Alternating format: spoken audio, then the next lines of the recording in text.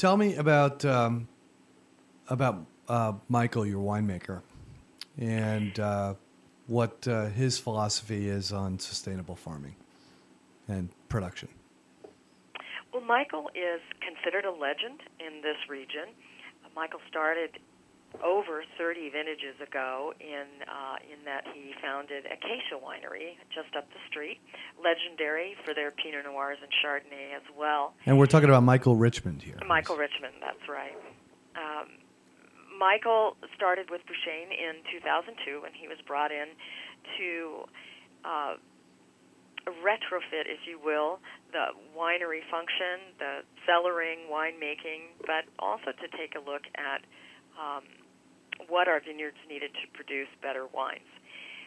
Michael feels that sustainable practices, again, add all nutrients, retain water when we need it, do all of those things that really produce a better flavored wine grade. But Michael's also been a resident of this Carneros region for 30 years, and we all take it very personally to be part of this preservation of the land and the ecosystem here. So in terms of Michael's philosophy, it comes from a very personal point of view. And you can see him a lot of times riding his mountain bike through the vineyards to check things out, which I think is very interesting. Right.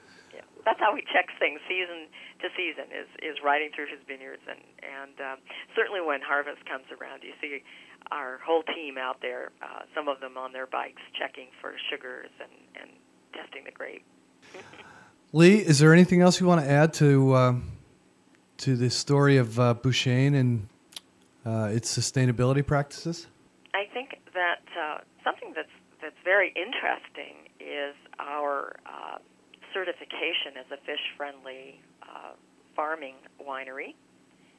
I don't know if that has interest to you, but oh, absolutely. This is quite an interesting program and somewhat new. We have removed grapevines and planted grasses in the lowest lying valleys of the vineyards, where sometimes water can be held. And instead of planting vineyards there, we've left those open and allowed a natural progression of water flow through the property to the number of waterways that I mentioned to you earlier. And it helps to keep the streams and the waterways clear for the endangered salmon population and steelhead trout in California. The deficit irrigation that we use, that I mentioned earlier, uses less water, so that when we do have rainfall, most of that goes down to those waterways.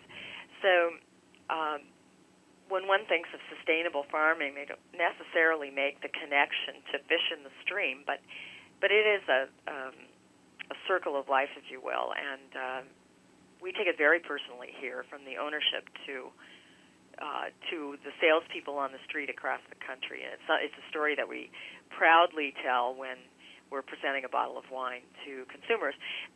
The wines are very personal, and I think you'll agree, Doug, when you're at home and you have friends around the table, we feel that the consumer wants a connection with the wine they're pouring and know a little something about what makes the wines what they are. And it's important to us that you know that we're trying our best to maintain the eco balance here in wine country, and in that process make a really good tasting wine.